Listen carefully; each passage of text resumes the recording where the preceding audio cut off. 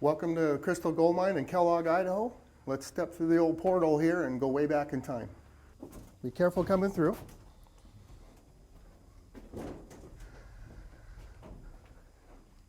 This is where we like to capture how the old miners back in the day even decided to drill and blast in a mountain. How would you decide to drill and blast in a mountain?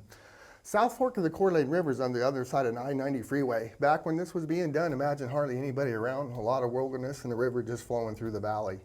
They could have been panning for gold. And the technique for the hard rock miners, they like going upstream when they were panning, having fun getting gold in their pans. Keep going upstream.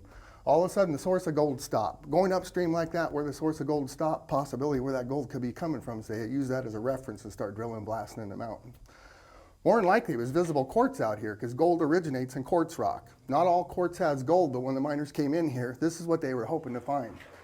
Here's the initial quartz vein that was found in this mine, this white rock. And it looks like they had fun following quartz leads in this whole mine. We'll capture that. We got some highlighted spots still visible to the surface in a couple spots. The cement was put in for the tour, but look what's in it. Iron rails. For miners to have iron rails in the early 1880s around these parts, they were doing pretty good. Miners seeking their fortune in the Northwest were lucky to have materials to make old rails like this out of wood. You see a lot of the old mine photos where wooden rails were made. The mine car was found refurbished, old hand-push cart. Imagine hand-pushing the cart up and down the tracks. Empty mine car uphill, full mine car downhill. Back in the old days, in the early 1900s, Bunker Hill was one of our main silver mines around the valley. They were known to do exploratory drifts all around here looking for other opportunities. So we figured they equated this possibly being related to that. Imagine this being very remote, rugged country. Anybody who was in a source of gold, odds were they were probably keeping something like this a secret. They wanted to protect themselves and protect their gold. Pretty good mystery behind the mine. It was caved in pretty good. A lot of fun stuff found. Candles and hand stills. Leads a lot of us to the impression they were coming back. 1991, the owner of the property saw a lot of water coming out of it.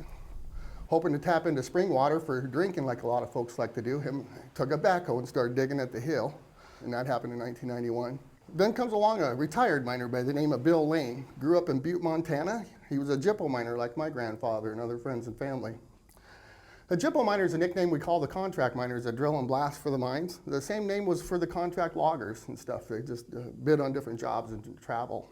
He was able to purchase the property, got his tools he made a living on, and started thoroughly cleaning the mine out, wanting to do educational tours for our friends and families. As they thoroughly cleaned it out, the tracks got further exposed in here, finding old candles and hand stills, a little bit of quartz with gold, so he had a little fun cleaning his living his lifetime dream out. Notice how they engineered this old mine. They maintained a vertical rib, a one-arm sweep pattern off the natural formation all the way through the mine with hardly any timber required. We like to call this a ball mine. We're walking an adit.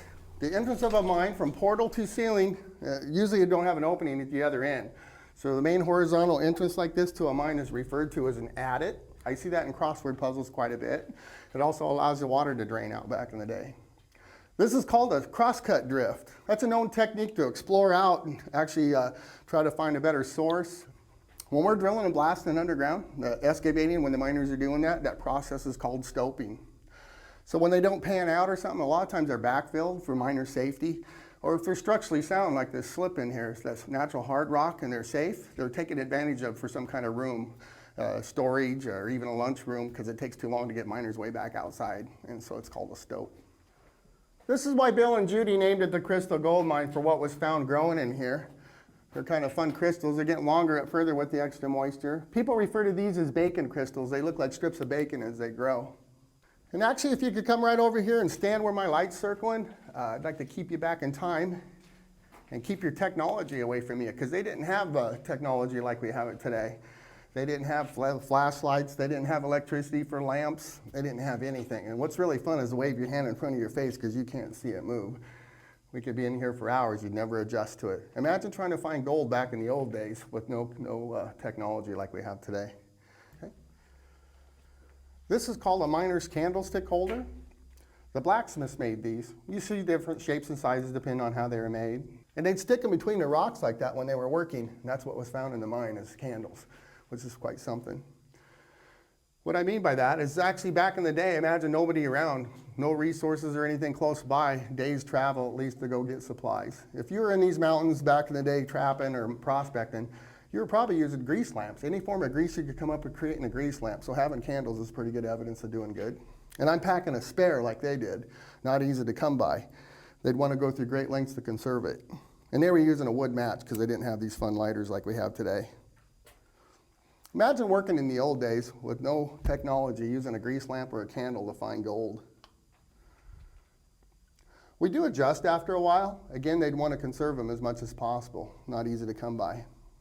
Bill's in here with his friends and family cleaning it out and discovering things like these candles and came across evidence of dynamite instead of black powder. Could you imagine lighting the dynamite fuse, trying to keep the candle lit while you're running out of here? They were known to have some tricks. The more I learn about it, one of them, if it was an option, they'd get everything ready to go, light the dynamite, and grab the mine car and follow the car down the tracks. A lot of us believe they're going in and out of these old mines in the dark as much as possible to conserve their candles. And I'll show you how they were able to discover and actually follow quartz leads in the old mines without using the candles much. A lot of common sense. The hand stills they used to drill their holes, they'd want to keep them sharp. That blacksmith was an important job, and a lot of old camps had a blacksmith. They can't see very well. They probably blasted the last time they were here. When they're drifting back in, they were doing a technique called scaling. They'd want to hear that nice, solid, sharp sound as they're coming in, tapping on rocks all around them. If it sounds like a dull thud or a hollow sound, hey, there's loose material. They can't see that very well, but it sounds funny. That's when they're getting their picks and tools and start scaling all that loose rock off. Working hard, scaling all that loose rock back down that nice solid rock before they start all over drilling and blasting. Some historians believe they would like to hold their hand stills for safety like this. That's the proper way for safety. A lot of them didn't. Our natural instincts to hold them like this. But they had tricks. They'd like to use their thumbnail to glare off the candlelight and give them a target to swing at as you start drilling. Imagine in here hand still and you slip in the old days, hardly anybody around. That type of injury might put you out of business. So the safe way was considered to actually hold them like this.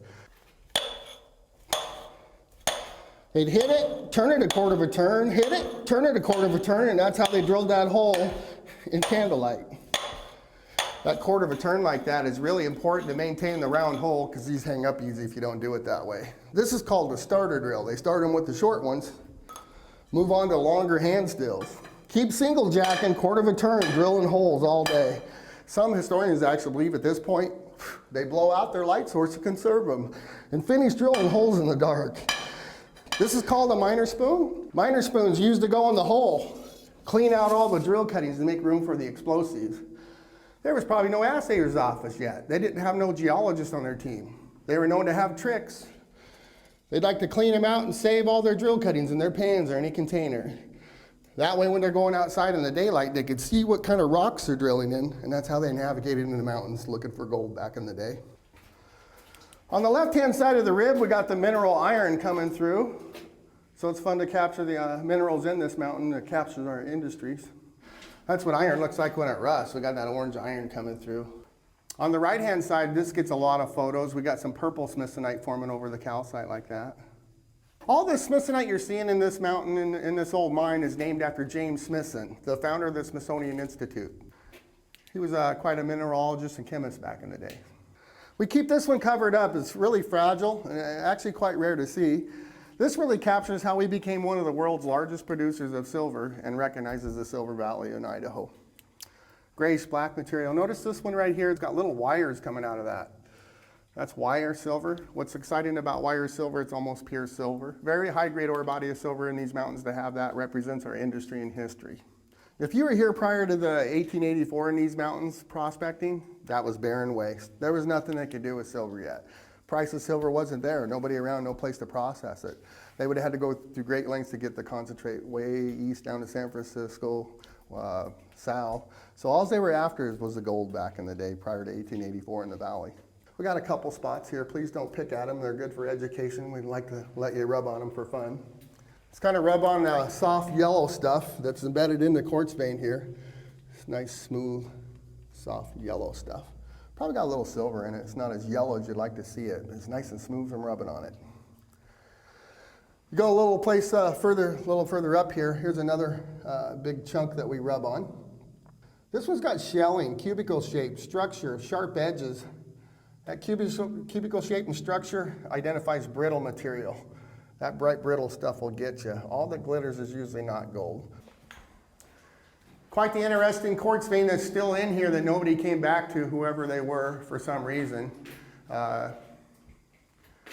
What's funny though is they actually scaled up to a beautiful slip, perfect spot, turned out to be a nice slip they followed, and they followed this quartz vein down 60 feet this time.